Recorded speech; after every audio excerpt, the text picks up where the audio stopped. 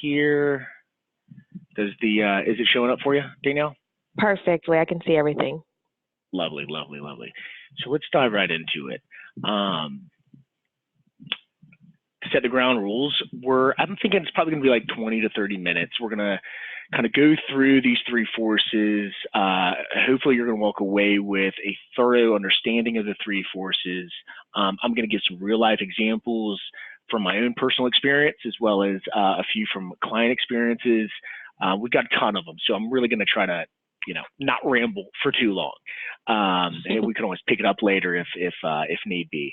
So that being said, everything's better with a gift. So at the end of this, if you stay till the end, we're going to have two awesome gifts for everyone who's listening. And you can just simply email me afterwards, and we'll make it happen for you. So let's dive. Oh, you know what? There, I didn't even change the slide for that. So there you go. There's the text for you. Force number one. Let's dive right into it. So it's about financial alignment. And this is where I'd like to start off with telling a little personal story of my path in scaling Fusion CPA.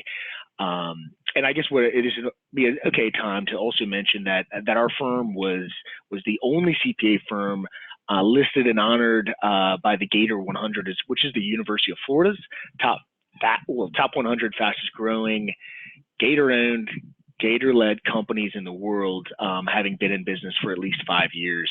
Kind of a full sentence there, but super proud of that. That was very recent in this year, and so the momentum for us continuing to grow and scale is really exciting.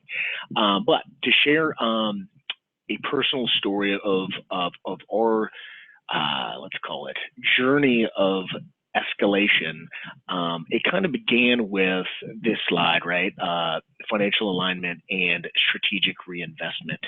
And it was really kind of a methodology that as I was talking to other entrepreneurs before I launched this company and other business owners and friends, I was asking what was going right, what was going wrong. If they did it again, what would they have done differently? A typical kind of line of questioning that I think most people do. And so with that, I kind of had the confidence and comfort around what my strategy is and was going to be in going forward from the start. And so to paint the picture, I started the firm in early 2011. I committed to giving myself at least 1 year. I started the firm from scratch, so I didn't have any clients to start. At the company I was at before, I brought in a lot of business. I was doing all the work, and that wasn't my path, that long road. And so I also got very clear on why I was starting my own firm. I was super confident in my technical abilities, my ability to market our firm, and my ability to grow a team.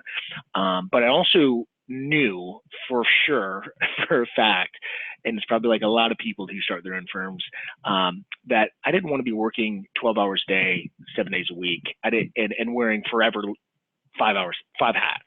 To me, it's a formula, and I kind of realized it then, especially talking with my other entrepreneurial friends, that it's a formula for getting burned out and hating your job, and everything kind of suffers when that pattern arises.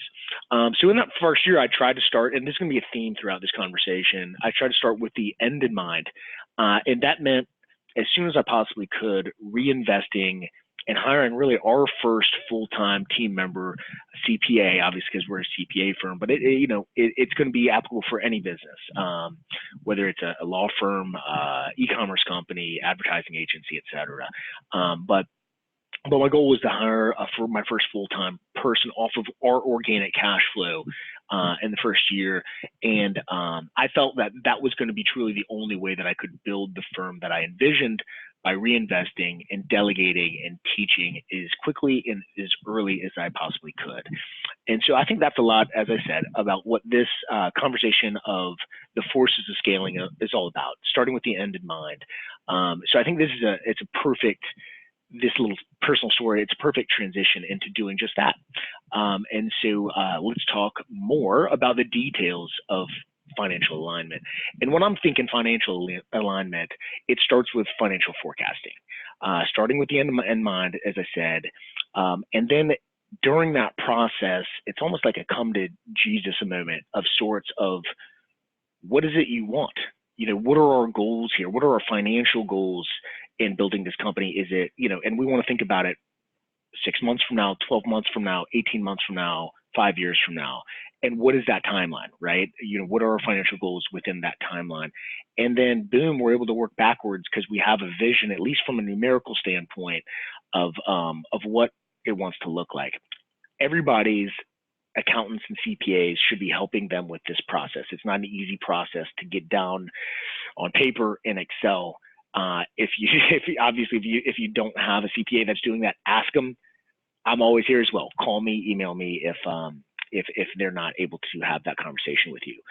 That being said, with the forecast, when we're able to model out what our goals are, we're able to kind of see in a very specific timeline what potential gaps and issues and needed actions that we're going to have to take and address in this journey of scaling and growing fast. So again, start with the end in mind, work backwards. I mean, that might be a good thing to put on Post-it notes all around everybody's office, and maybe even even in our signature lines of emails.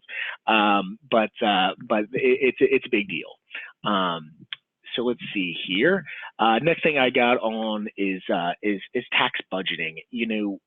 A lot of times within financial forecasts that people do, it's all about deductible expenses and going down to net income, but our cash flow isn't exactly matching our net income. And a big reason why, outside of some of the obvious things like depreciation and debt and stuff like that, is when we're profitable, of course, the taxes that we're going to owe on our profit. And that's a real cost that has to be paid back in a very timely manner. Give it a year, right? So we're not paying massive amounts of interest and penalties, and so it's a very important piece in this forecasting conversation. We've got, sometimes some of our clients will go whole hog, as they say, in their reinvestment strategy and spend every single dime that they bring in, and then next thing you know, we've got a tax problem at the end of the year, and so we have to be cognizant of this tax budget. There's some clients, there's a book out there called Profits First, that with every dollar that comes in, we might say, okay, we're going to put 5%, 10% into a separate checking account for maybe just your take-home salary, your profits, maybe another 10 to 20% for just the taxes, and we put it in a separate checking account. And that's hard to even transfer from one account to the other, so it's truly out of sight and out of mind. But that's just kind of like a fundamental thing that I think you should be cognizant of, because it doesn't come up a whole lot in this process with a lot of professionals that we're working with on it. It looks like, there we go. There's our bullet points on it. Next thing I have on financial alignment is financial optics and KPIs. KPIs, if you don't know, it's key performance indicators. With a 12-month forecast, needs to come a weekly and or monthly KPI, key performance indicator, that is helping to monitor some of these goals that we have set. That's a process in and of itself, in identifying the appropriate KPIs for every single firm, every single company. A couple of my favorite ones that we use very often within our client base. For service-based companies, we have a labor productivity KPI, which really shows us very quickly on an ongoing basis how profitable potentially each employee is, and how much revenue they're generating. If you're wondering, it's simple math. It's revenue generated minus or divided by their salaries, their labor costs. Another one for product-based businesses that I like a lot is gross profit margin ratio. Great for e-commerce, retail companies, and we're specifically with that KPI, we're looking at the profit per unit that we're generating. So with each of these, the forecasting, budgeting, financial optics, and KPIs, that could be an hour-long, if not more easily, conversation in of itself. It's one thing that we go in depth with on our mastermind programs, and we'll talk about the mastermind programs later. super fun. But we'll jump real quick into the second force, which is operations. It's the second force of scale. A lot of times people think of scale and it's all about revenues. But let's face it, if I'm bringing in a ton of revenues and I don't have the operational support to do the job that we've been hired to do or deliver the product that we've been paid for, it's all going to fall apart. So let's kind of actually go into a second personal story of ours that we experienced as we've been scaling, and let's see here. Let's get to that slide. And Danielle, this is a funny picture. I don't know where you found it, but it's like right on point. It's right on point with this screw up that we had personally. This guy, he looks like he's on his cell phone. He's either pulled out all his hair or he's obviously something painful has happened. It's like that, oh crap, somebody screwed something up or something has gotten screwed up, and we've all been there, unfortunately, and understand how that goes. So a personal story that we had is as we were beginning to rapidly grow, as I said, no, we were keeping the end in mind, but I didn't fully appreciate the need to develop processes in every facet of the organization.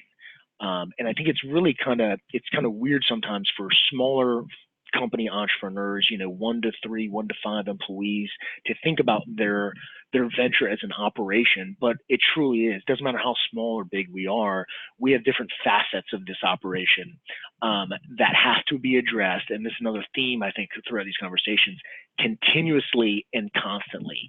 Not very easy, but if we just lock ourselves in a room from time to time and address it and develop a process around it, I think we could do it. But so in this particular story that I'm talking about, it was a few years back, mid-December. We were rolling through our year-end planning meetings with clients. We were wrapping up board retreats with clients, wherein we were done with our forecast for the following year, and then we had an oh crap moment for ourselves.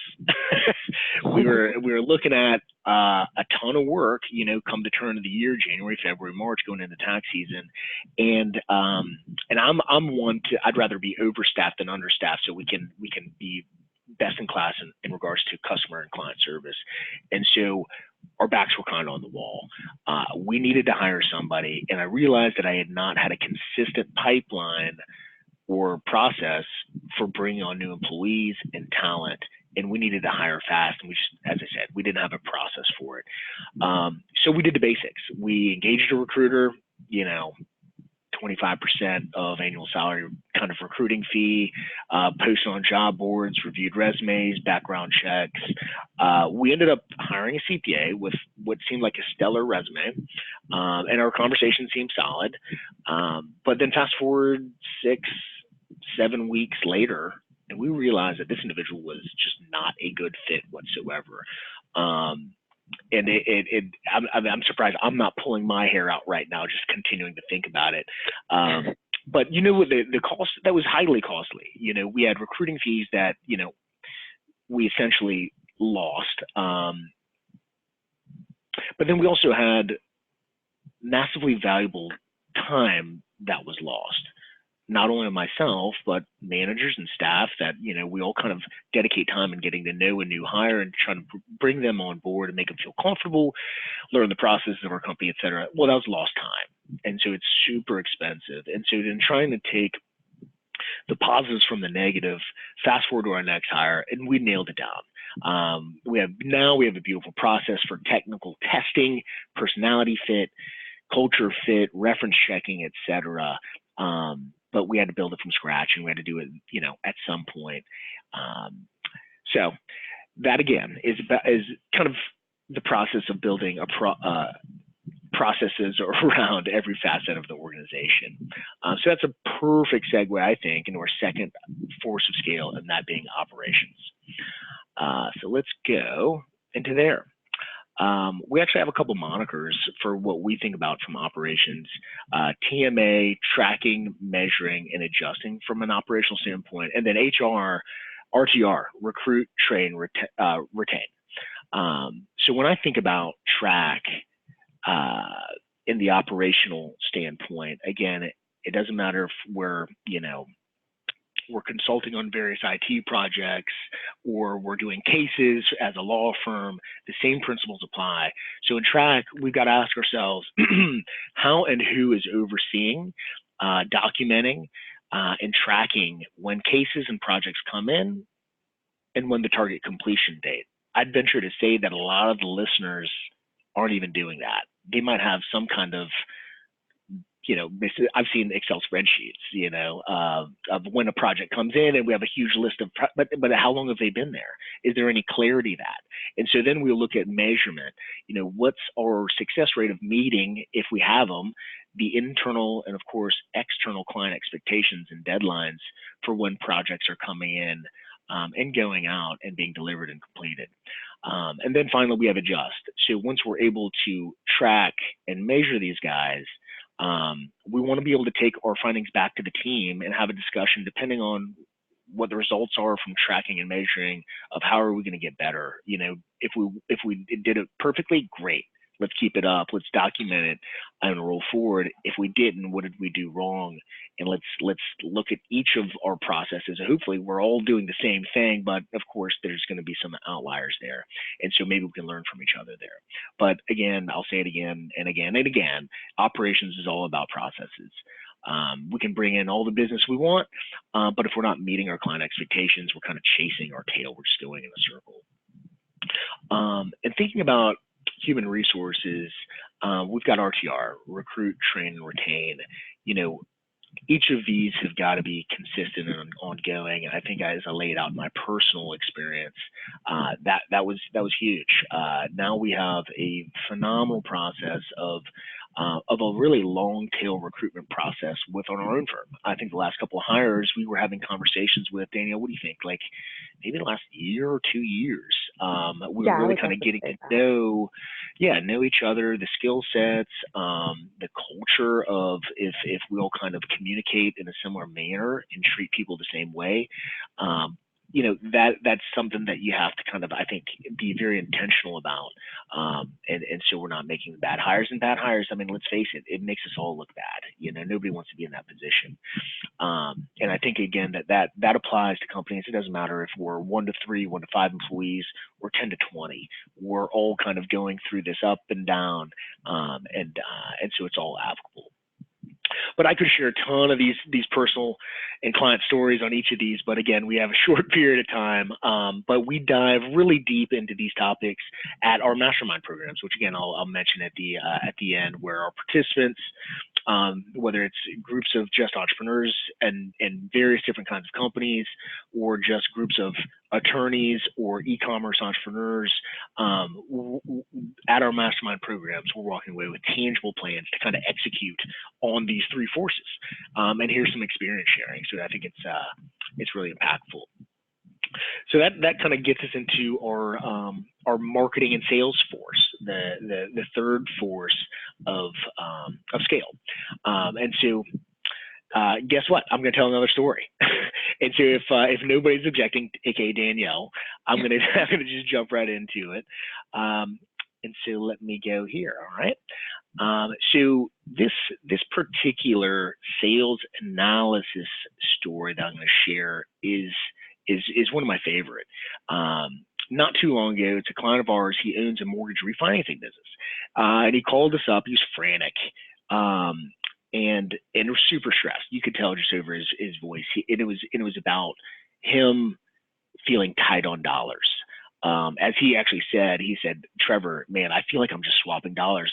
In other words, like the cash is just coming in, and I feel like it's going right back out, and I don't really know what I'm doing. He was like, Trevor, I'm a sales guy. I know how to close the deal. And then once I close it, I go on to the next. I don't know really how to analyze and think about the numbers. We're doing, at that time, we were just doing the bookkeeping on a cash basis and the tax work. But he said, hey man, I really need your consulting help on this. And that's the third prong of the services that of course we do. So long story short, and I'll give you some details on it, but long story short, we helped him within roughly 45 days grow his bottom line and his take-home cash by an extra $20,000 per month. I mean, that's just outstanding. And it was funny when we were going through this process, because as we were having the line of questioning that we normally do, it's like is simultaneously eye-opening and hilarious for both of us at the same time. I gotta also say this before I forget, but at like, day 60 after this is now maybe, I think it was the middle of maybe the third month, and this is consistent cash flow, and what we'd implemented was working really well.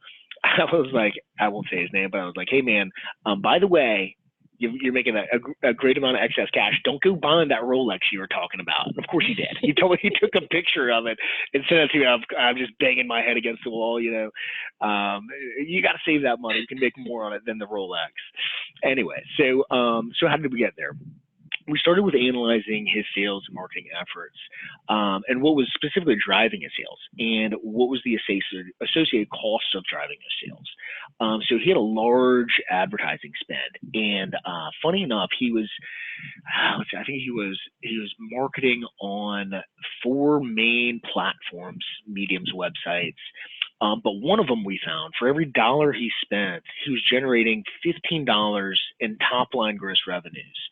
That's 15 to 1 ROI. It was just ridiculous. And when we put in a couple procedures to say, okay, let's figure out where the money's coming from, and we could see it very quickly, and it was just hilarious. And so what we immediately did was we froze the spending on each of the other platforms, and then reallocated the entire budget on just that platform naturally, and just maxed it out, because we didn't know, as well as how long is this medium, this platform going to be able to get that ROI. So let's max out as much as we possibly can right now. So that was the first step. Helped out the top line. The second step was analyzing the bottom line a little bit more. And so as we were looking at his other sales costs, lo and behold, and we see this all the time. Unfortunately, actually just yesterday, another prospect was kind of sharing their story, and I was like, oh no, not again. But anyways, what he had done to bring in his kind of first VP of sales was he gave this guy 20% off the top of all gross revenues for the company, regardless whether his team even closed the deal or he closed the deal himself. And when we're looking at the numbers, the sales guy, the VP of sales, was making more than our client, the owner, without obviously the risk, nor the overhead expenses that were coming in together with it. And so that was obviously eye-opening, and I think our client had a little bit of a gut feeling in that, of course. And so our next step there was then figuring out what a proper compensation plan would be for his role, and then going to him. And it was funny, the VP of sales, he's like, oh man, I was wondering when this was going to come up. And so it went over very easily. The other guy is still working there, and they're getting along great, and it was due time, but it's a tough conversation for a lot of people to have sometimes. But I get a lot of fun from it. So let's dive into some of the details on our sales and marketing forces. So again, you're going to see a similar theme as you do in all these 3 forces, and it's the ongoing and consistent process that needs to be put in place and monitored. And so, right now I'm thinking about law firms, and I mean, you tell me something. How many of partners at law firms, or I mean, a lot of just various businesses, are going out and networking, getting the business, then start doing the work, but then the marketing and sales engine stops. It definitely happened to me. It looks like John is raising his hand on the chat screen. John's great. But that's happened to all of us. It happens to me, as I said. And so I developed a continuous and constant process, and it's going to be a great thing. That's one of the more impactful items that I think we get out of our mastermind groups, is how everybody does experience sharing around what is successful around their sales and marketing efforts. So that being said, let's move on. I think how much time do we have on this, Danielle? I think we're about to wrap up. Yeah. But one thing I want to mention is that, a lot of people will listen to a webinar like this, take a few notes, marinate on it, and they may mention something to their team, but very few actually take action. And that's, I think, where it all stops, right? Is the execution piece of this. So moving into the final piece of this, I want to give the listeners to this conversation, this webinar, a couple special gifts. And the first one is we like to, for our new clients, give a free financial diagnostic. And so whatever the accounting platform that you're on, whether it be QuickBooks Online, Xero, Cosmolex Accounting, there's a ton out there. We'll dive into all of the transactions that you've got going on within that file. We'll look back for the last 12 months, and we can diagnose and see what is currently, very problematic issues that we see. It could be in just the fundamental accuracy of the accounting, and it could be, hopefully we can get into the details of some things that we might see that really look out of line from a best-in-class industry perspective. So that is one, it's $1,000 value easily, if not more, if not more than that. But that's one thing we'd like to offer out. The other is, let's see here. Yep. Scaling our business mastermind. It's a one-day event here in Atlanta. I think everybody gets a ton of fun out of it, but you'd be learning directly from myself, our other CPAs on the team, as well as other entrepreneurs. And the goal there is getting a ton of value from experience sharing, as I said, with other entrepreneurs. I think that's unbelievable value in and of itself. You're also going to be able to really, I think, walk away from that meeting with an actionable plan that you can go back to your team and execute with. If you think about it, again, it doesn't matter if we're a 5-person company or a 10-person or a 20-person company. Truly, we're all going through the same trials and tribulations. And so that experience sharing, I think, is very valuable for everybody. Normally, the investment is $2,500. What we're going to do for people who reference this webinar is we're going to obviously do the free financial diagnostic analysis, and then invite you to our mastermind group for only $9.95. Highly discounted, awesome